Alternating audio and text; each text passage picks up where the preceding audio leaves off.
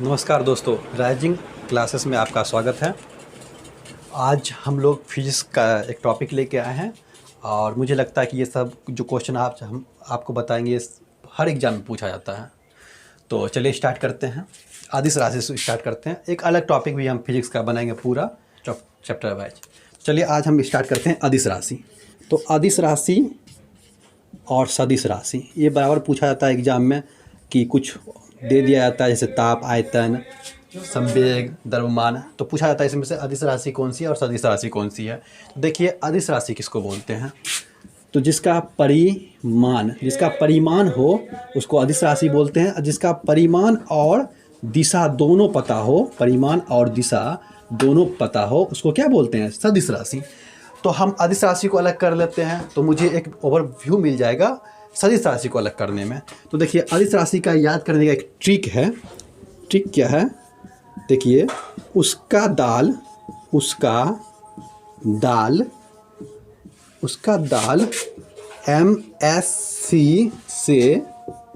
MSc से आता है। उसका दाल किससे आता है, एमएससी से आता है। ठीक है, उसका क्या हो गया, ऊर्जा हो गया। ठीक है, 100 से समय हो गया, क से कार्य हो गया, द से दाब हो गया, ल से लंबाई हो गई, और एम से क्या हो गया, द्रव्यमान या मास, द्रव्यमान। अच्छा, एस से क्या हो गया, स्पीड यानी कि चाल, करंट धारा, और से आयतन, और ट से ताप। तो अदिश राशि का ट्रिक है, उसका दाल एमएससी से आता है। अदिश राशि कौन से हो गया, ऊर्जा, समय, कार्य, दाब, लंबाई, द्रव्यमान, धारा, आयतन, ताप। तो एक ओवरव्यू मिल गया हमें अदिश राशि का। तो सदिश राशि को हम अलग कर देंगे। ठीक है, तो इतना क्वेश्चन। अब हम लोग आगे चलते हैं। ठीक है, बहुत सारे क्वेश्चन देखना है आज, तो थोड़ा जल्दी करेंगे। और अब देखिए हम लोग कैरेट का बात करते हैं। कैरेट क्या है, कैरेट तो कैरेट दो चीज़ में यूज करते हैं हम लोग। एक तो हीरा का वजन नापने में, और सोने की शुद्धता जो होती है उसको नापने में कैरेट का यूज करते हैं। तो हीरे का वजन 1 ग्राम बराबर 5 कैरेट। 1 ग्राम बराबर कितना कैरेट, 5 कैरेट। तो भारत का सबसे बड़ा हीरा कौन सा था, कोहिनूर हीरा। ठीक है, इसका कितना ग्राम था, ये 21.6 ग्राम। तो कितना कैरेट हो गया, ये लगभग 106 कैरेट का था ये। ठीक है, तो भारत की सबसे बड़ा जो हीरा है वो 106 कैरेट का है। अच्छा, 24 कैरेट का जो सोना होता है उसे हम लोग शुद्ध कहते हैं। ठीक है, मतलब शुद्ध होता है। और सोने की मतलब शुद्धता किसे नापते हैं, तो हाल मार्क से। ठीक है, हाल मार्क से सोने की शुद्धता हम लोग मापते हैं। ठीक है, तो कैरेट, चलिए कैरेट खत्म हो गया। कभी कभी ये क्वेश्चन आता है, ध्यान दीजिएगा, तो द्रव का प्रभाव किससे नापते हैं। द्रव का जो प्रभाव होता है, द्रव का प्रभाव किससे नापते हैं, तो क्यूसेक से नापते हैं। ठीक है, तो क्यूसेक से क्या नापते हैं, द्रव का प्रभाव। तो ये चीज़ याद रखिएगा, द्रव का प्रभाव किससे नापते हैं, क्यूसेक से।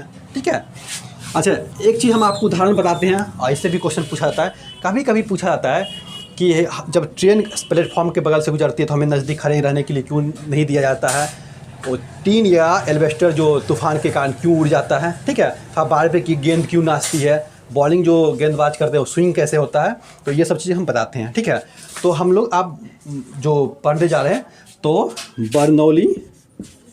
बर्नौली की प्रमेय। देखिए बर्नौली का प्रमेय क्या कहता है कि अगर वेग ये तो दाब, देखिए ये इंटू जो हम लगाए ना, इसका मतलब ये नहीं समझिएगा कि ये दोनों ना झगड़ा, मतलब कि गुना हो रहा है, मतलब दोनों में झगड़ा है। अगर वेग बढ़ेगा तो दाब क्या होगा, ऑब्वियसली कम होगा। वेग बढ़ा प्लस में गया वेग तो दाब कम होगा। अब सपोज दैट देखिए हम यहाँ खड़े हैं, मेरे यहाँ प्रेशर है, इधर से भी प्रेशर, इधर से भी प्रेशर, इधर से भी प्रेशर, इधर से, चारों तरफ से मेरे ऊपर दबाव बना गया है। ठीक है, ऊपर से भी प्रेशर है, चारों तरफ दबाव बना गया है। ठीक है, सपोज डैट हम यहाँ स्टेशन पे खड़े हैं, मेरे बगल से ट्रेन गुजरी, बहुत स्पीड ब्रेक है। ठीक है, तो ट्रेन गुजरी, तो मेरे और ट्रेन के बीच में क्या हो गया, एक गैप हो गया।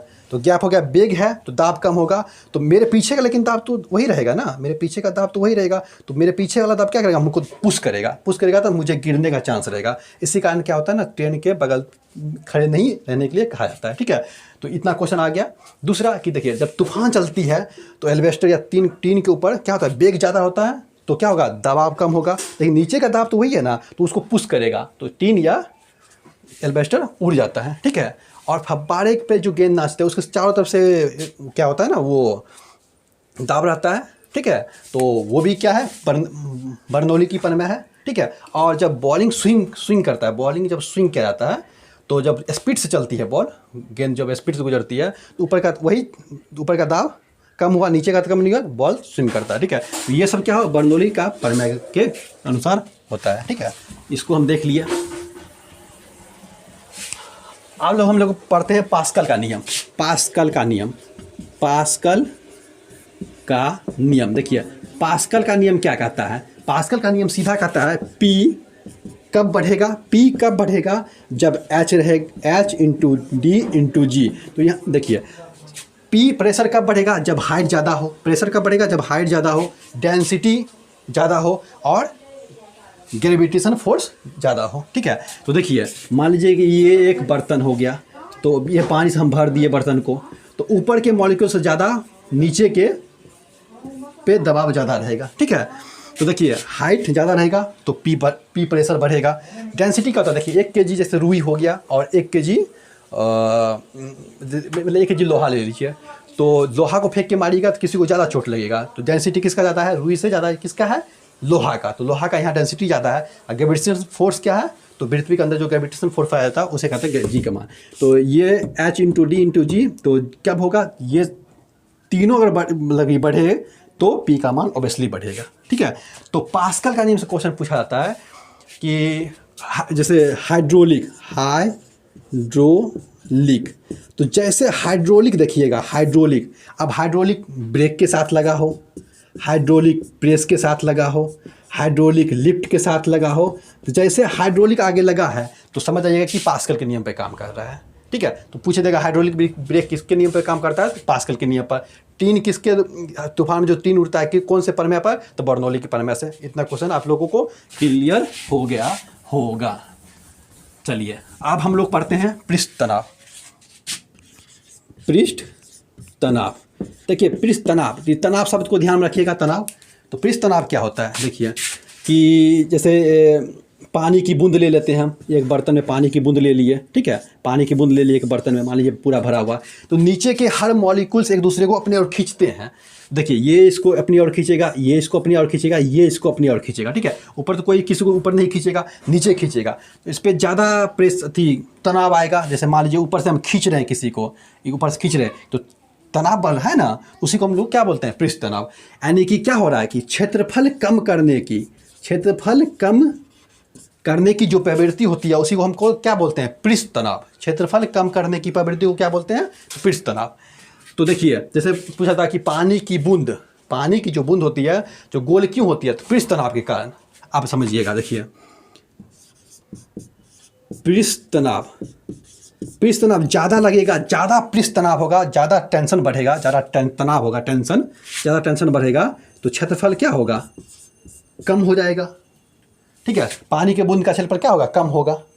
जैसे पानी का बूंद ऐसे है, अब इसको चारों तरफ से लोग खींच रहा है तो गोल ही हो जाएगा ना। तो पृष्ठ तनाव का होगा, पृष्ठ तनाव ज़्यादा होगा, क्षेत्रफल कम होगा। पृष्ठ तनाव अगर कम होगा, क्षेत्रफल क्या होगा, ज़्यादा होगा। ठीक है, तो इतना चीज़ आप देख लीजिए। उसके बाद देखिए हम बताते हैं क्या होता है। तो जैसे कोई भी, जैसे ठंडा चीज़ ले लीजिए, ठंडा या अघुलनशील, और एक ले लीजिए गर्म और घुलनशील। देखिए, जैसे पानी पे हम लोग मच्छर मारने के लिए क्या करते हैं, तेल देते हैं। तो पानी पर तेल दिए, क्या है, और घुलनशील पदार्थ है, तो तेल, पानी के ऊपर तेल दिए और घुलनशील पदार्थ है, तो क्या क्षेत्रफल पृष्ठ तनाव, अब वो घुलनशील है तो ओबियसली पृष्ठ तनाव ज़्यादा होगा, तो क्षेत्रफल क्या होगा, कम होगा। क्षेत्रफल जब इससे कम होगा तो मच्छर का जो लार्वा होता है वो क्या होगा, डूब के मर जाएगा। इतना से समझ गए। अब देखिए घुलनशील, जैसे सर्फ देते हैं, पानी में हम सर्फ घोल देते हैं, पानी में सर्फ घोल दिए तो क्या होगा, पिष्ट तनाव कम हो गया, ठीक है। तो छत पर क्या होगा, ज़्यादा, तो कपड़े के पानी जो है कपड़े में अच्छे से फैलेगा, उसके जो मैल होते हैं उसको अच्छे से काट के हटा देगा। तो देखिए सीधा सी ठेठी भाषा में समझिएगा तो क्या होता है, पिष्ट तनाव। मान लीजिए कि आपके पापा आप कुछ गलत काम किया, आपके पापा आपको एक थप्पड़ दिए, तो आप क्या किया, कोना पकड़ लिया आराम से। टेंशन बढ़ा आपको कि पापा हमको क्यों मारे, आप एक कोना पकड़ लीजिए, आपका क्षेत्रफल क्या होगा, कम हो गया।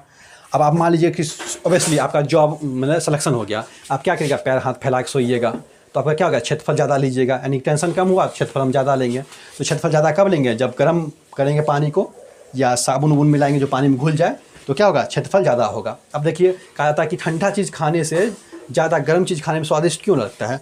गर्म चीज़ खाने में क्या होता है ना कि गर्म रहता है, तो जीभ जैसे लेते हैं हम उसका क्षेत्रफल ज़्यादा फैल जाता है, तो हम लोग को स्वाद की अनुभूति ज़्यादा होती है, ठीक है। तो ये चीज़ होता है। और देखिए मच्छर को जैसे होता है पिष्ट तनाव, क्या मच्छर को हटाने के लिए पिष्ट तनाव का यूज किया जाता है। अब पानी की बूंद जो होता है, पानी की बूंद का पिष्ट तनाव ज़्यादा रहता है तो वो गोल हो जाता है, ठीक है। तो इतना पिष्ट तनाव को आप समझ चुके होंगे।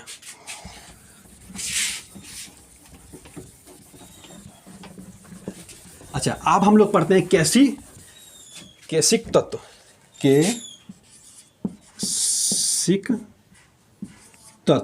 कैसिक तत्व, ठीक है। देखिए कैसिक तत्व क्या होता है, कैसिक तत्व होता है जैसे हम ये मार्कर से लिख रहे हैं, इसमें इंक डालेंगे तो इंक धीरे धीरे नीचे जाएगा। जब हम लिखना शुरू करेंगे तो धीरे धीरे इंक ऊपर से नीचे की ओर आएगा और ख़त्म होगा, ठीक है। तो इसके अंदर क्या है, कैसिक का काम कर रहा है, ठीक है। तो जैसे लैंप की बत्ती में तेल जो चढ़ता है वो किसके कारण होता है, कैसिक के कारण होता है, ठीक है। तो क्वेश्चन पूछा था लैंप की जो बत्ती में जो तेल चढ़ता है वो किसके कारण चढ़ता है, तो कैसिक के कारण। तो ऊपर चढ़ना उतरना,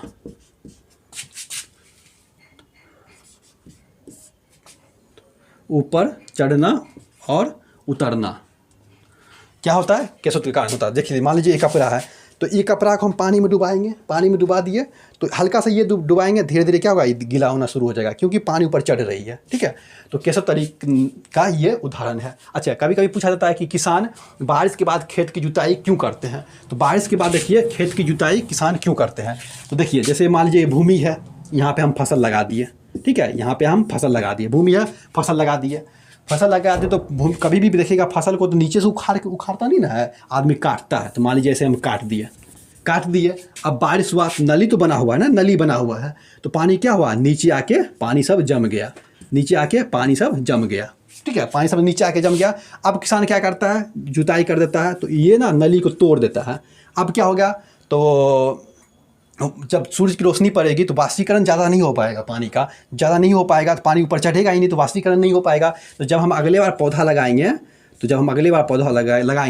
तो हमें कम पानी की आवश्यकता होगी।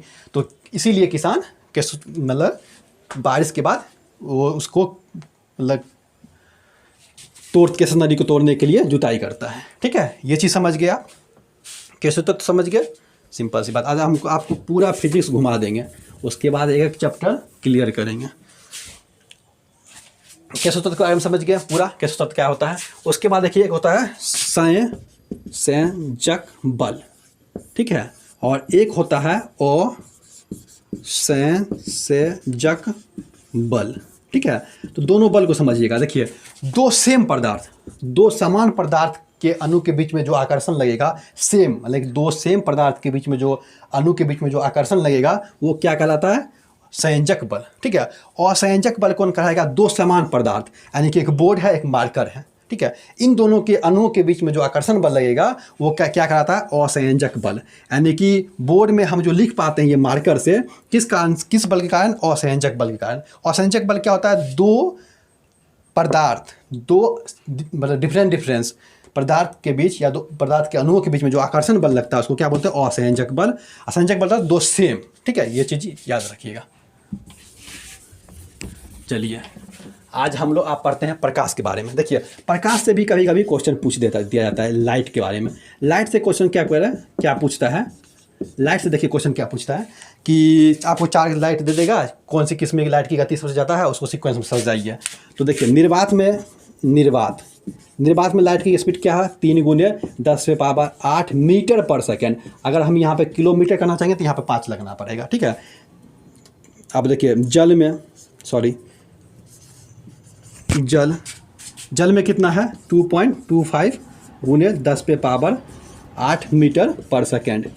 उसके बाद कांच में कितनी है, कांच में है 2 गुने 10⁸ मीटर पर सेकेंड। उसके बाद देखिए आजकल नायलॉन दे देता है, पता नहीं कहाँ है क्या है जो नायलॉन दे देता है। नायलॉन क्या है, 1.96 गुने 10⁸ मीटर पर सेकेंड। देखिए तो सीक्वेंस में सजाने के लिए कहेगा तो आपको इस तरह से सजाना पड़ेगा। सबसे पहले निर्वात में, फिर जल में, फिर कांच में, फिर नायलॉन में। नायलॉन देखिए न्यूयॉर्क और लंदन, NY न्यूयॉर्क, LON से लंदन, दोनों ने मिलकर 1935 में इसको बनाया था, इसीलिए नायलॉन इसको बोला गया, न्यूयॉर्क और लंदन को मिला के। इस सिंपल से फंडा एक फैक्ट था जो आपको समझा दिया। तो ये है प्रकाश का, ठीक है। अलग से एक प्रकाश का टॉपिक ही हम पढ़ाएंगे, आज थोड़ा सा समझा देते हैं आपको। उसके बाद देखिए हम लोग आते हैं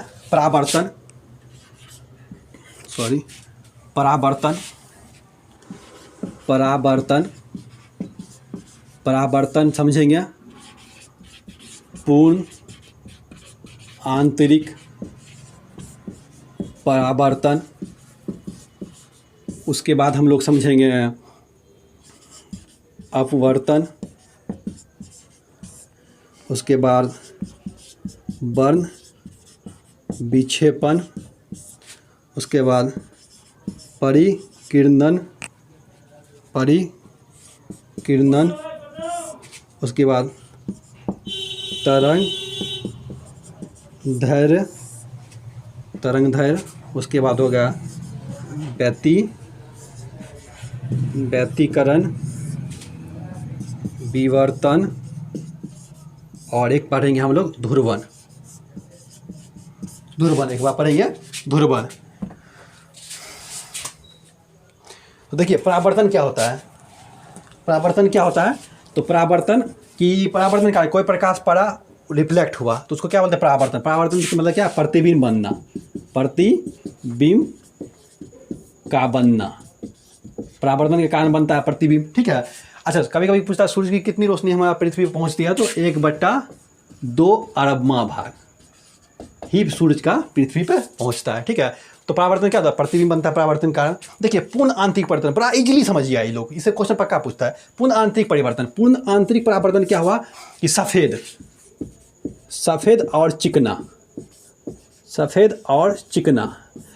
और चिकना, जितना चिकना होगा, जितना सफ़ेद होगा, पूर्ण आंतरिक परिवर्तन होगा। हीरा चमकता है पूर्ण आंतरिक परिवर्तन के कारण। रेगिस्तान में जो कभी कभी पानी दिखता है, जिसको क्या बोलते हैं, मरीचिका,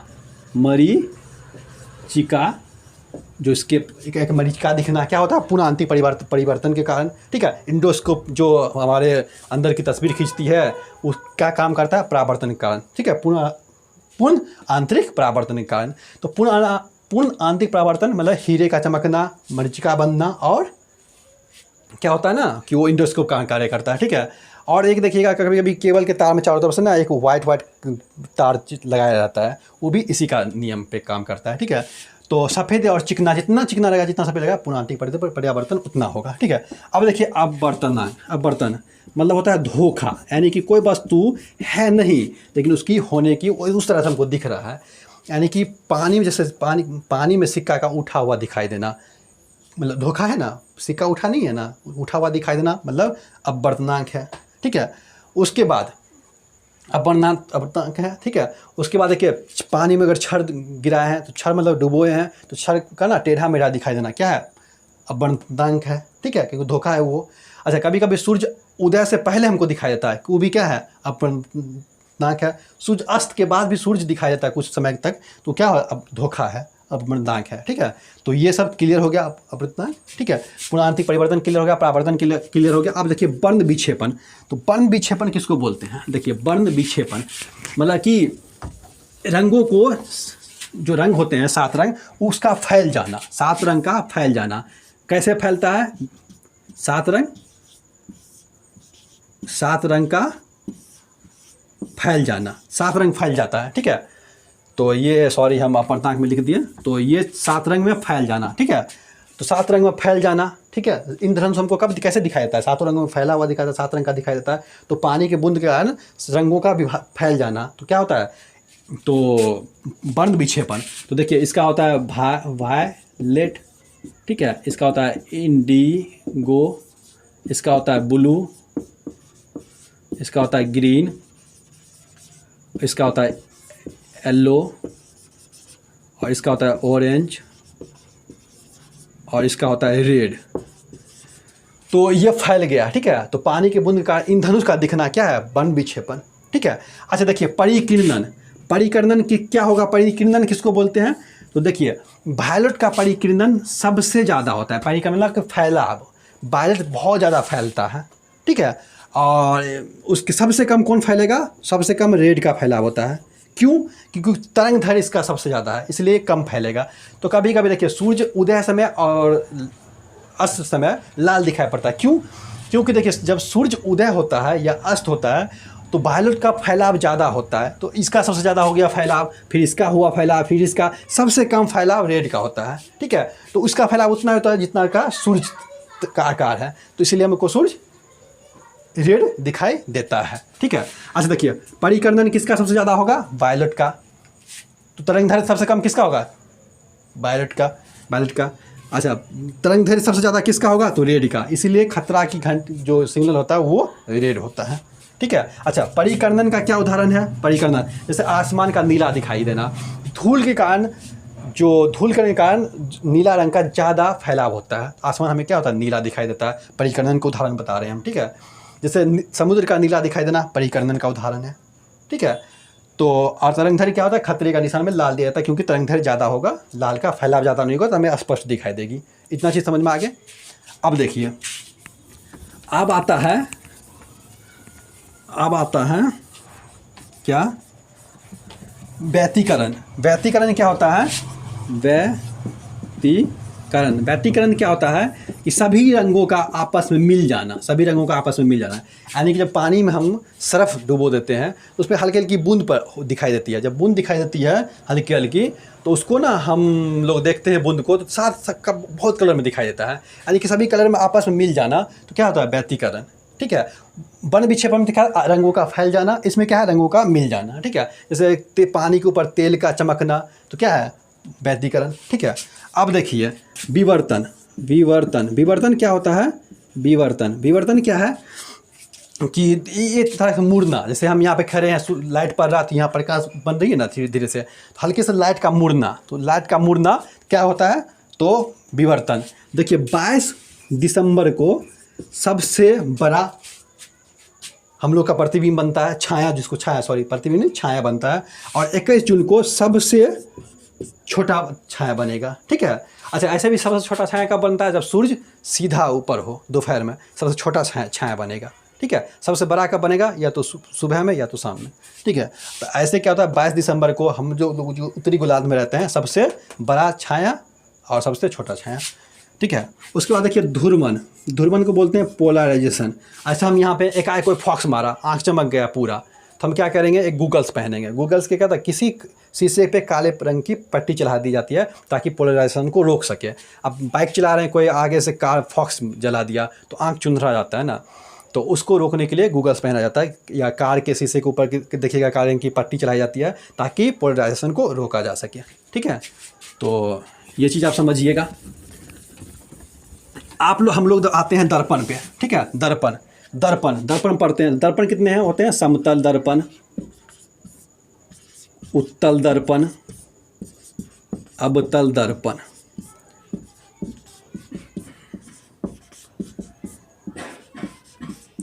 समतल दर्पण से क्वेश्चन क्या पूछता है कि हमें अगर अपने जैसे हमें पूरी इमेज चाहिए तो हमें समतल दर्पण की हाइट कितनी रखनी पड़ेगी? तो पूरी इमेज के लिए हमें समतल दर्पण की आधी, कम से कम मेरे हाइट की आधी होनी चाहिए, तब मेरा पूरा इमेज समतल दर्पण में आएगा। दूसरा क्वेश्चन कि दो समतल दर्पण के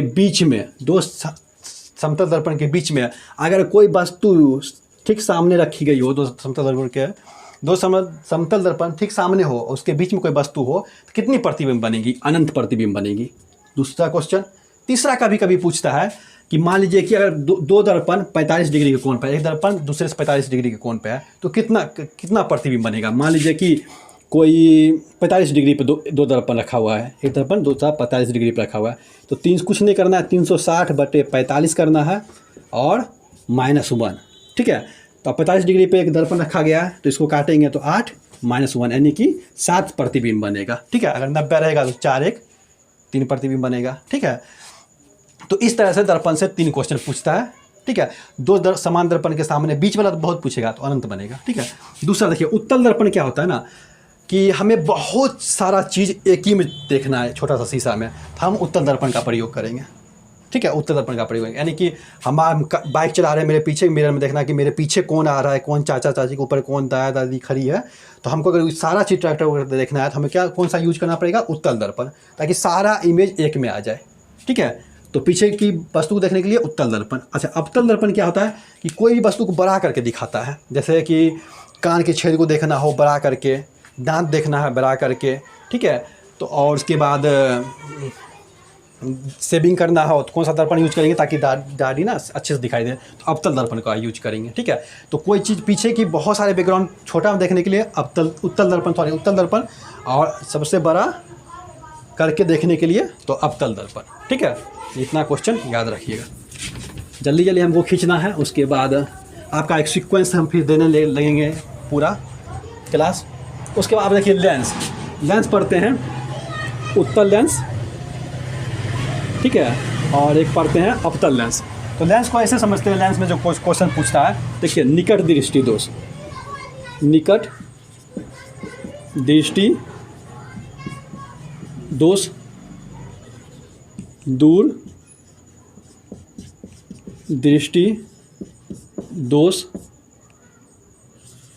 जरा दूर दृष्टता, अबिंदुकता, और उसके बाद आपका हो गया है एक वर्णनता।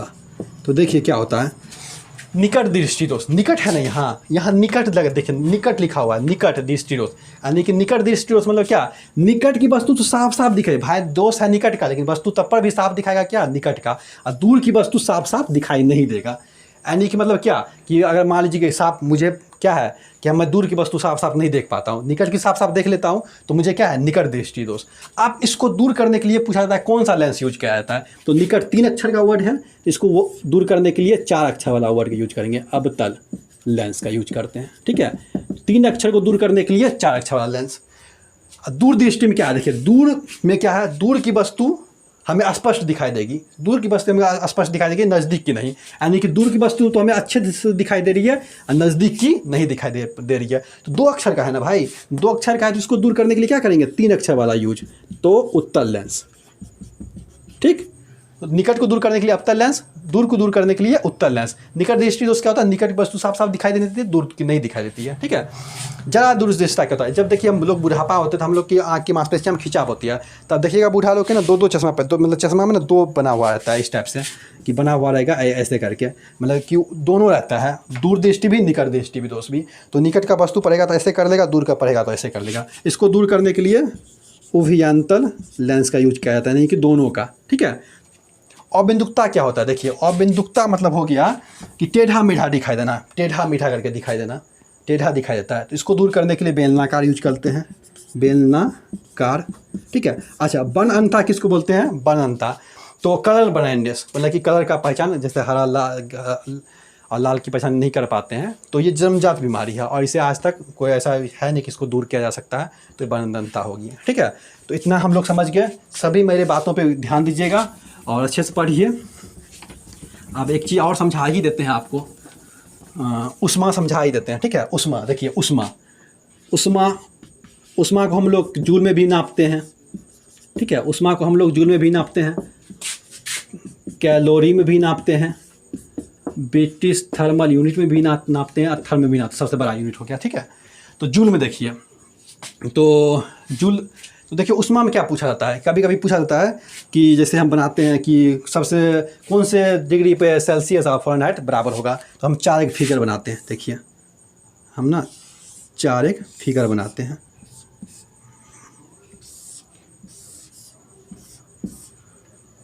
4 एक फिगर बना लेते हैं, 4 एक फिगर बना लें, ठीक है। इसको सेल्सियस लिख लेते हैं,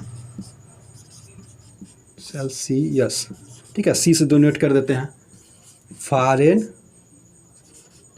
हाइट, इसको एफ से डिनोट कर लेते हैं। इसको रीमर, इसको आर से डिनोट कर लेते हैं। इसको कैल्विन, कैल्विन, इसको सी से डोनेट कर लेते हैं, ठीक है। तो देखिए सबसे न्यूनतम बिंदु सेल्सियस का 0, सबसे हाईएस्ट 100, इसका 32, इसका 212, इसका 0, इसका 80, इसका कितना हो गया 273 और 373, ठीक है। तो देखिए तो क्या होता है, हम लोग को इसका फार्मूला लिखने के लिए बोलता है, तो सी लिखते हैं, ठीक है। सी माइनस, माइनस क्या करेंगे 0, सबसे न्यूनतम 0, दोनों का बीच का अंतर कितना है 0 100 का, इतना लिख दिए। अच्छा एफ कितना है, एफ -32, दोनों का बीच का अंतर कितना है 180। देखिए -132 क्यों लिखे, देखिए -132 इसलिए लिखे कि अगर +132 लिख लेंगे 132 लिखेंगे, मतलब प्लस एफ +32 लिख दिया, 180 किया, मान लीजिए इसको हमको सॉल्व करना है, तो एफ बराबर 32, एफ +32 इक्वल टू 180। तो बताइए कभी 100 इधर उड़ जाएगा, 100 212 पहुँचेगा नहीं ना, तो इसीलिए हमको माइनस लिखना पड़ता है। उसके बाद देखिए क्या होगा, आर -0/80, और क्या होगा के -273/373। तो ये होता है फार्मूला, ठीक है, ये होता है फार्मूला ये। तो अब ध्यान रखिएगा, सबसे दोनों का बीच का डिफरेंस लिखे हम, दोनों का बीच का डिफरेंस और न्यूनतम बिंदु लिखे, माइनस कर दिए। तो ये फार्मूला याद रखिएगा। अब ऐसे -40 डिग्री पर जो सेल्सियस और फ़ारेनहाइट का ताप बराबर होता है। ऐसे पूछा जाता है परम शून्य ताप कब होता है, तो -273 पर, -273 पर परम शून्य ताप होता है, ठीक है। अच्छा एक चीज़ और देख लीजिए, उष्मा जो चालक, उष्मा, इसका स्क्रीनशॉट लीजिए जल्दी जल्दी। अच्छा एक चीज़ पूछा जाता है, उष्मा क्या कैसे संचालन करता है, तो ठोस में देखिए, ठोस में जो होता है तो चालन करता है, द्रव व गैस में क्या करता है संवहन विधि से,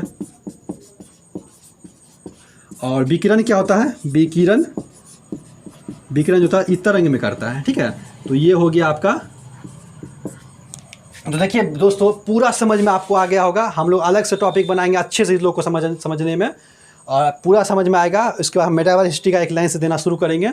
तो ईसाई धर्म को पहले समझ लेंगे, सॉरी इस्लाम धर्म को उसके बाद देंगे। तो आप लोग को कैसा अच्छा लगा हो तो कमेंट पक्का कीजिएगा। जय हिंद।